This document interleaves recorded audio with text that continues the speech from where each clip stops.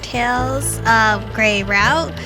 I have to re-record this episode because my computer decided to blue screen on me. So my reactions are not going to be as crazy because I already read through this. The pitter-patter raindrops echo on the boutique window against a backdrop of heavy gray storm clouds. I let out a sigh as I lean my chin on my hand, propping it up with my elbow on the counter, and I stare out at the street forlornly.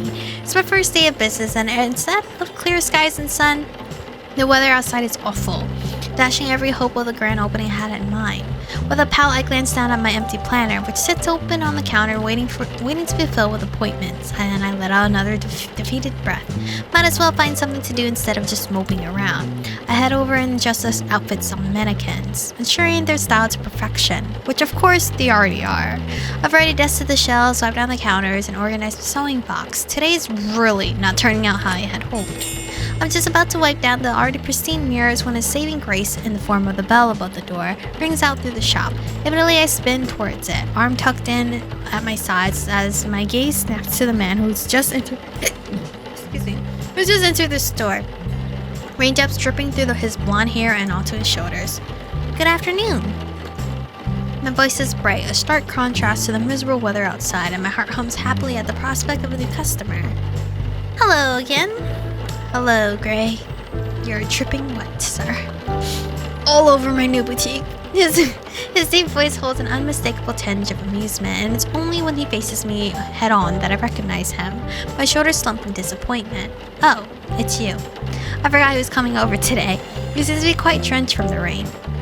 He raises an eyebrow at my despondent greeting, and I give him an apologetic look. I didn't mean for it to come out the way it did, but I really had been looking forward to a new customer.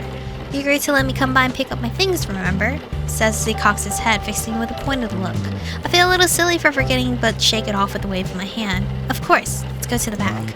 Hang on, wait a second. He hurries to stop me, stepping right up to the front of the counter just as I circle it. I wanted to talk to you before all that. Talk to me about what? The smile slips onto his lips. I get the feeling in the pit of my stomach that whatever it is, it can't be good. About renting your basement to me. I already said... I know, you've already said no, and I respect that. But I'm asking if you might reconsider? Why do you want to use the basement so much? Can't you find somewhere else? He shrugs, the easiest smile slipping back into place at once. I've grown fond of it. I did kind. I could suggest you some other venues. Yes, but I quite like this one, he playfully insists as droplets drip from his hair. I chew on my bottom lip. I'm sorry, but I think it's kind of weird that I'm not comfortable with this, I admit. I just bought the place, and even though I don't really have any plans for the basement, I wouldn't really want to share it with anyone else. Alright, fair enough. The proposal is a bit preposterous. He eventually admits defeat, stepping back with his hands held in front of him. Guess I'll be grabbing all my things then and move out, he says with a grin. My eyes are immediately drawn to the rainwater dripping from his clothes, and the wet patch pooling at his feet. When he follows my gaze, he notices it too, and swears softly under his breath. Shit, I'm sorry, It's okay, I say quickly, already moving towards the door to the back. Wait here, I'll grab a towel for you to dry off with. Heading out the back, I grab a couple of fluffy white towels before returning to the front of the store, finding the man waiting idly for me. Here, this will help. Thanks. He takes a towel and I use the second towel to mop up the water from the floor. The towel certainly helps with the dripping, but it doesn't change the fact that he's soaked to the bone. And the last thing I need is for some random guy to catch his death in my store. How is he gonna die? From being drenched? Taking my bottom lip between my teeth, I think for a moment. It's really not my problem, but if he's going to be moving stuff around through my store, then I should at least make sure he doesn't drip all over the place.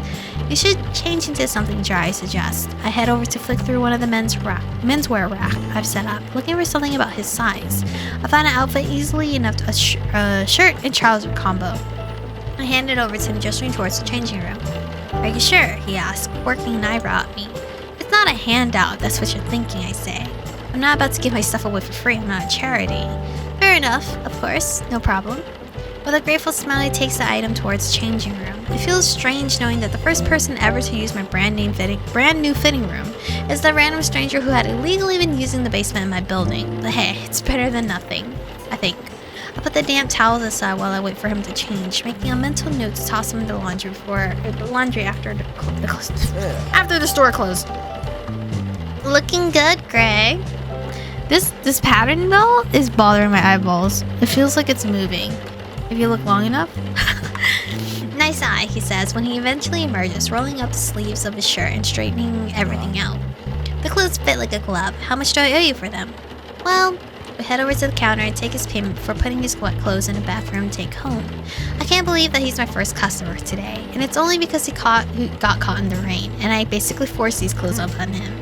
The outfit looks great, by the way. His eyes flick around the store, taking in all its renovated glory. You know, it's a pretty cool thing what you're doing here. Thanks, although I just around the empty store. You've been my first customer today. A shame, I tell you. I quite like what you're doing here. Thank you. I feel like we should cut to the chase and let him get to his things. There are a few empty boxes beside the back door. I can give you a hand if you like. Are you sure? I wouldn't want to pull you away from the line of customers waiting for you. I give him a dry-looking chuckle softly. I'd love your help, he answers quickly. I lock the boutique doors and the two of us head out the back, grabbing a couple of boxes each before heading down to the basement. He slips the key into the lock and pushes the door open, and for the first time I get a glimpse of what's inside. I'm betting this right here is Pringles. Everything else, I don't know what that is. It's not far from what I had expected. At first glance, one large table takes up a majority of the space, with chairs going all around it. There's a makeshift bar, a couple of storage units, and a sofa in the back. So not only were you using the place illegally, but I suppose you were serving alcohol without a permit too. I questioned him as I head behind the bar, loading the various bottles and tools into a box. It's a private establishment. No permit needed, he explained, scratching the side of his neck sheepishly. He opens up one of the cupboards to clear it out. I glance at the contents, noticing a few packs of cards along with some colorful-looking chips. I suppose he was telling the truth about the board game thing after all. So what's the game you're playing here again? I casually ask. He turns to me, scratching his cheek. Dragon Den? You forgot the name? No, I'm just a little distracted. Is it hot in here or is it just me? He asked, fanning his face. It is quite humid in the basement, I admit, exhaling a large breath. Usually basements are cold, but here it feels like the air is stagnant and hot. He pulls at the collar of his new shirt and packs up some of the items lying around in the box. I help with the packing as well, as we each take a box up the stairs and into the boutique. We've only made it halfway through the store, however, when he stops suddenly and drops his box on the ground. God damn it, he swears softly and pulls at the collar again with a grimace. I put my own box down and circle him, my eyes dripping as his fingers slip under the fabric and his nose crinkles unhappily. Is everything okay? Yeah, nothing to worry about. I eye him suspiciously, not quite believing that's true, but when he picks up the box again, I follow him out to the street, and we load them into the truck he has parked in front of the boutique. We've just stepped back into the boutique when he stops again, this time tugging at the hem of the shirt. Seriously, is there something wrong? I ask in exasperation, ignoring the dismissive hand he raises. It's fine, He scratches fiercely around his collarbone, and when the fabric shifts, I see red patches of irritated skin develop beneath. Oh my god, your skin! It's okay, nothing to worry about. He wheezes and tries to pass it off with a wave, but I can clearly see he's agitated. You didn't wash his shirt with a very fragrant detergent before displaying it, did you? I wash all the fabrics in a lavender detergent first, but oh, it's getting worse. He unbuttons the front of his shirt and opens it, revealing red bumps on his collarbone. I'm allergic to most laundry detergents. They give me... His face widened when he faces the floor of the mirror, seeing the extent of the damage on his body. His nostrils flare in a panic. Allergic? You should take it off, I say quickly, attempting to help him pull the shirt off over his shoulder. Yikes. Well, the groan, he shrugs it off completely and tosses it on the counter and out of the way while he continues to stare at his reflection and scratch at the irritated patches of skin. I had a gasp behind my hand at the sight of red, raised splotches all down the front of his chest and abdomen. Oh my, it's completely spread in just a matter of minutes. Well, fuck. I can't agree more. You probably shouldn't, I warn him, but he's completely zoned off. He unbuttons the top of his pants next, shutting me up completely. Wait, he's going to strip? Of course he is. This is a medical emergency.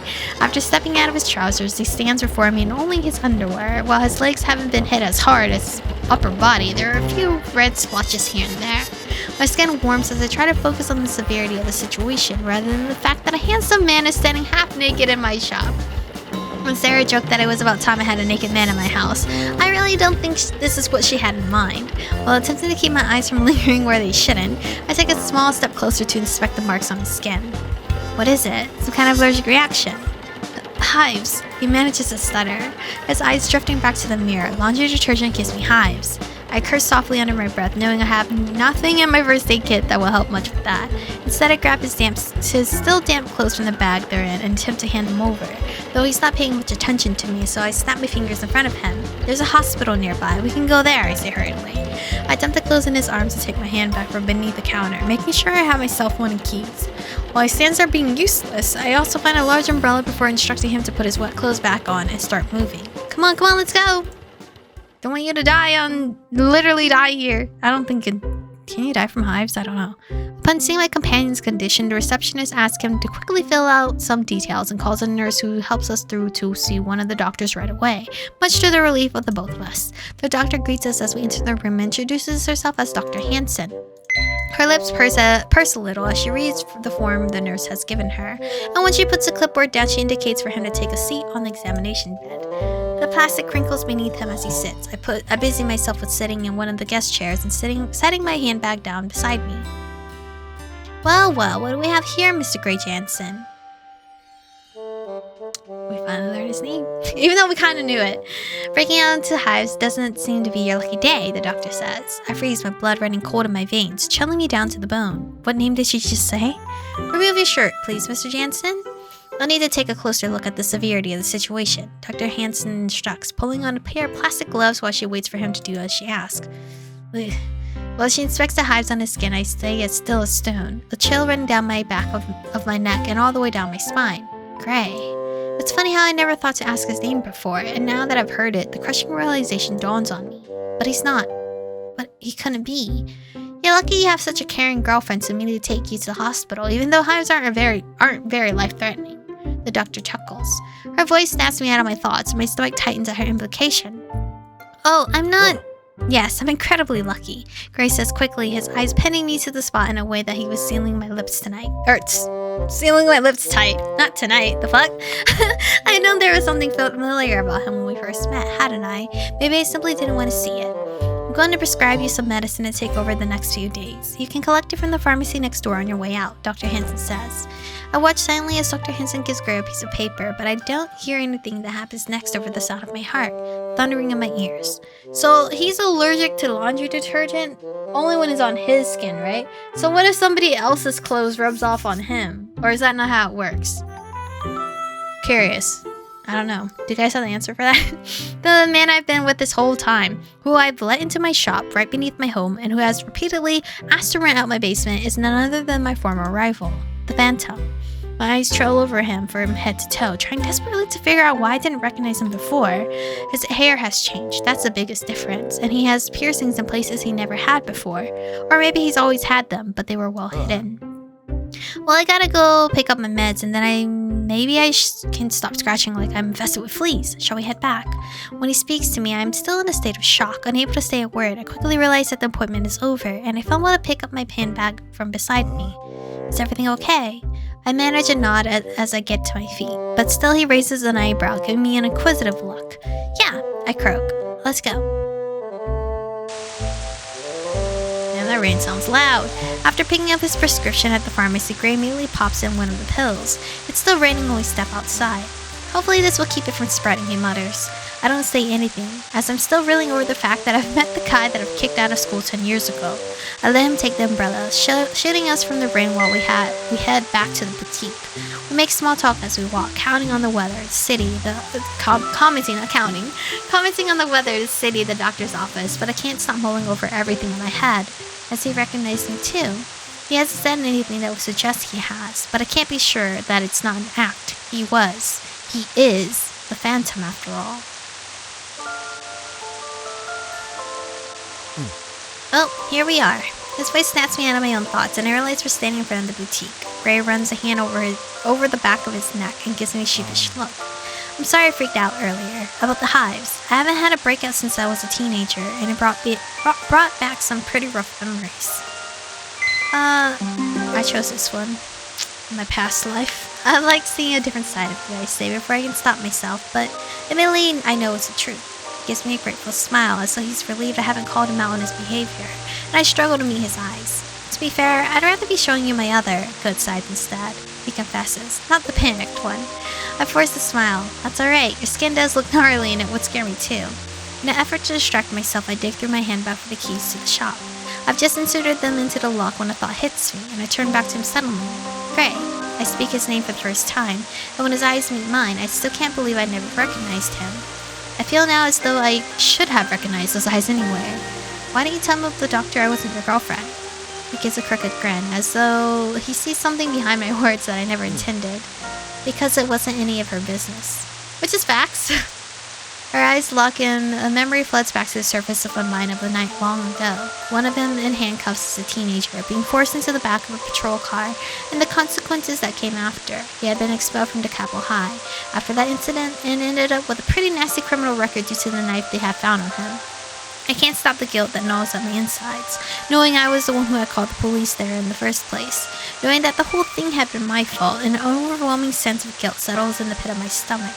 I had left it all behind, but I can't change the past. I did screw up his school life by getting him arrested. I had to make amends for what I've done, and at that moment, only one thing comes to mind. Before I have a chance to overthink it, I reveal my idea to Gray. About the basement, I've changed my mind. I'll rent it out to you. His face lights up in an instant, an overjoyed smile curving his lips. It immediately lessens the weight hanging over my shoulders. Really?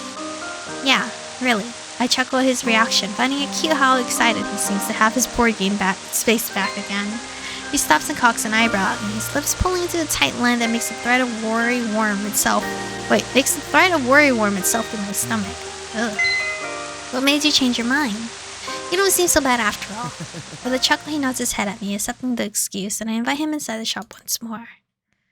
I'm just trying to, really lessen my guilt, I guess.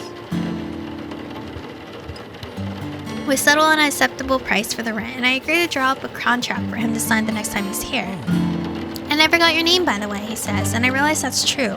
He has absolutely no idea what my name is. He has absolutely no idea I'm the girl who ruined his youth. And now we've promised to draw up a contract to cement the fact he'll be working out of my building. Stupid conscience. Is it too late to change my mind a second time? Yes. After all, the numerous nefarious rumors involving the Phantom back in high school are seared into my memory. What would he do if he found out about our past history? What exactly is he capable of? Clearly he's a changed man. Calm down, I tell myself. I know how much I've changed in the past decade. He probably has too. I should give him the benefit of the doubt. I owe him at least this much. Even so, I'm tempted to give him a fake name. I don't want to risk him connecting the dots back to our past, not before I know I can trust him with that information. I'm not about to make an enemy out of the new renter. But then again, he might have already spotted my real name on a business card in the boutique. I bite my bottom lip and hesitantly begin to speak. It's me, Chica, I say cautiously. Even if he does remember me, at the very least, he won't be able to connect me to Aroma. Thank you, Michiko. You've almost made the highs worth it, he jokes, not showing any indication he recognizes the name. I mean, we've only interacted briefly. I think we have more of a strong memory of him than he does for us. I almost breathe out a sigh of relief. I don't want to imagine what he might do if he knew it was me who ruined his life. It should be an easy enough secret to keep, seeing as how I broke off contact with anyone from the gang, except for Sarah. I hope I can count on her to stay cordial around him, especially considering that the Phantom allegedly sent her cousin to the hospital. With any luck, she'll avoid him completely, or at the very least be mindful of what she says around him. I'll be seeing you then, Gray says as he twirls the keys I've returned to him around his fingers, one for the back door of the building and the other for the basement. Yeah, I'll see you soon, I say with a nod, watching him head for the door, giving me a last wave before he goes through it and disappears from sight. As soon as he's gone, I lurch for my phone and hit Sarah's number in my recent contacts, my hand shaking as I hold the device to my ear and wait for her answer. It doesn't take long before her familiar voice gets me through the phone. Hey, how'd your first day go? Sarah.